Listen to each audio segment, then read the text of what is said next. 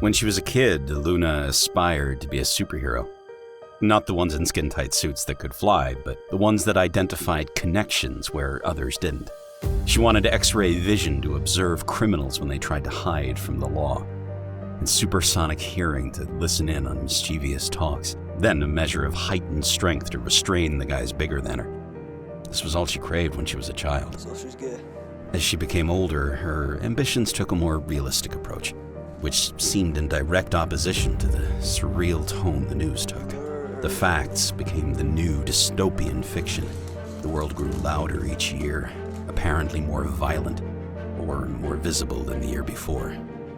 Her generation grew up looking to cull the increasingly violent trends that saw mass incarcerations, drug wars, and serial killers studying to gain notoriety.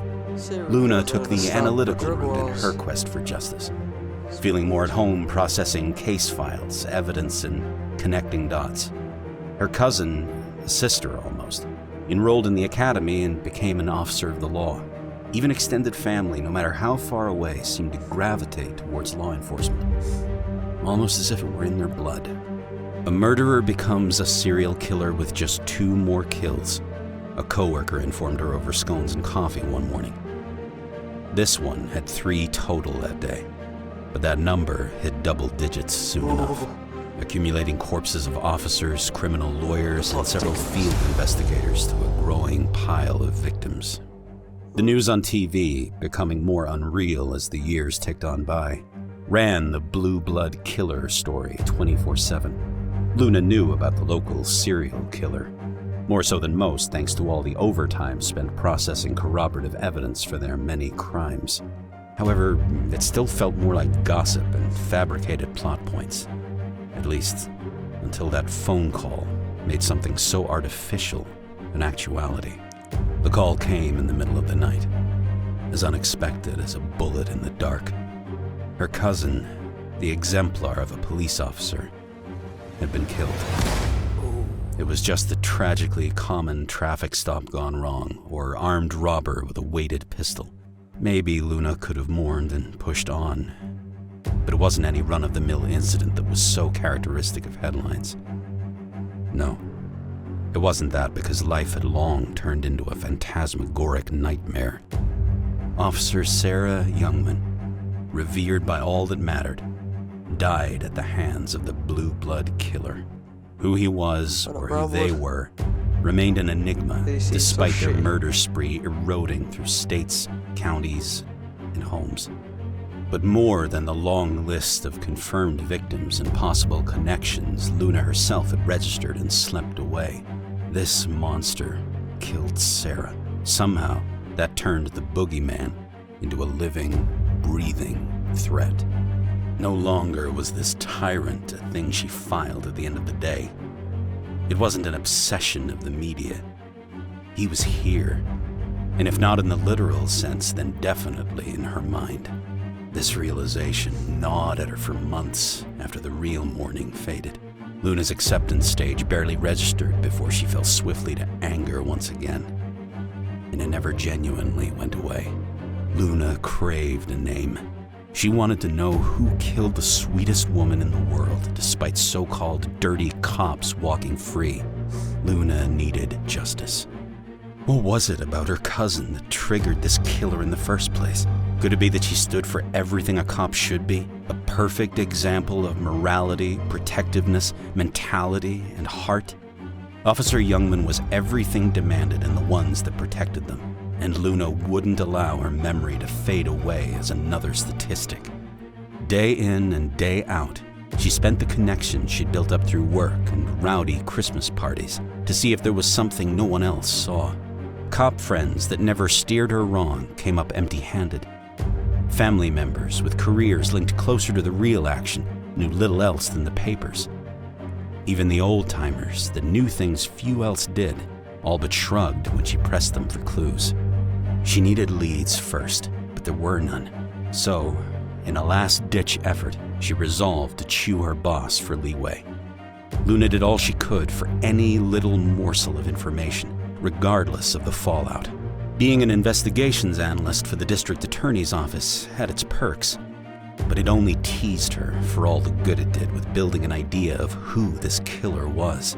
Her boss knew what she was after, but he followed the rules as strictly as Luna did. Being shut down by him just meant there was one less layer between a law-abiding citizen and vigilante justice. With each denied application for information outside her classification, Luna saw the justice system's holes appear and broaden. Sometimes the law hindered what mattered. Progress couldn't always continue behind red tape and protocol. Perhaps, in cases like these, rules were meant to be budged.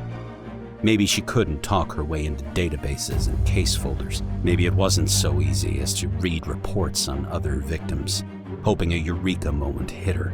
If she were going to make any change, it had to start with her, with citizens willing to help. Yes, Luna respected the law, and she would uphold it as Sarah would have wanted, but she couldn't stand idly by any longer. One morning, she called in sick, made flyers, and pinned them around town. She started a neighborhood watch that day, and by the next day at work, Luna couldn't think of anything else. It started with one report, then two, then 3 and 4, and more. Before she realized what was happening, her small network of retired cops and nosy neighbors had become a full-on crime watch program that spanned beyond the neighborhood, the suburbs, and into town. At times, the number of reports felt too much for one person, but for the hundreds of thousands of people less prepared for human horrors as Sarah was, Luna felt that a couple of sleepless nights was the least she could do. Luna had to get her answers somehow. Fucking scary.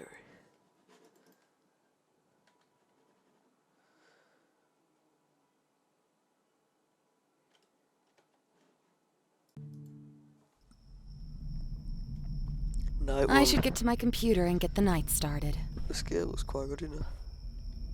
I don't have 2 monitors, so it's going to be a bit difficult. I know the basics of this game, I think. Should be able to. Make sure I keep all the lights on. Did he just walk into the doors? No. Power's in there. Lock. Nope, not lock. Lock. Lock. How do I lock? Oh no. There we go, right. Network is in here. Wi-Fi. Nope. This woman never locks anything. It is very concerning. Alright, let's get this night started then. Open the closet so no one can hide in it. Lock. See how nothing is locked? Absolutely nothing. This woman does not know anything about security. Sit down. Oh, yeah. I need to read that email email and check out those bolos. every single time. Alright, let's get this out. Got the upgrades, got the sim. Don't know what any of this does. Got the records. Got the root kit. Got the report desk. Social spy. There's 1, 2, 3, 4, 5, 6, 7. Right, report desk. Jackson Little. It's 20 to 25. Right, let's search this up then. Social spy. Jackson Little. Search. There's man. And a giant neck tattoo. I like Jackson Little.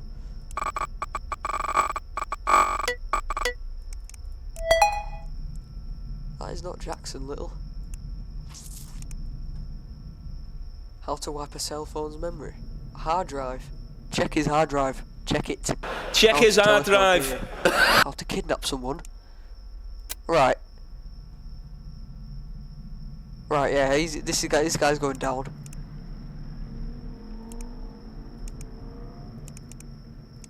Check. cameras.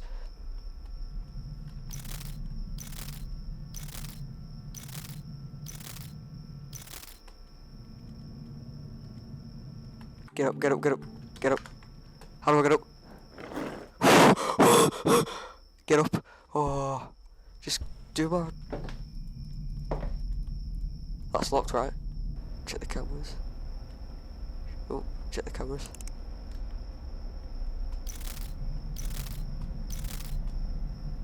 Yeah, this is fun, right. Right, Dahlia Jones. Ugh, damn it. Fuck! Internet went again. Get up, get up! I need to go reset my the God. router in the Oh back my room God. closet. Jesus, don't do me like that. Jesus. Making everything is alright. Oh no, that's not alright. Open. Still locked. Right. Right. Let's go. That's locked. Right.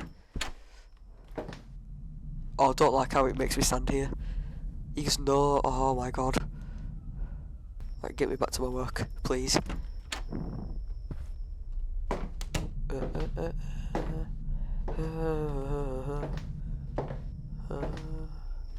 Look.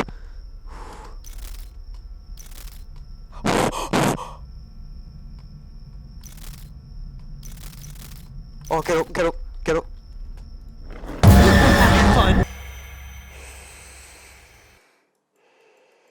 I shined my light at him, did I not? I shined my light at him. How did he get in? How did he get in? Oh my God. Oh my God. Oh. Go away, cue ball.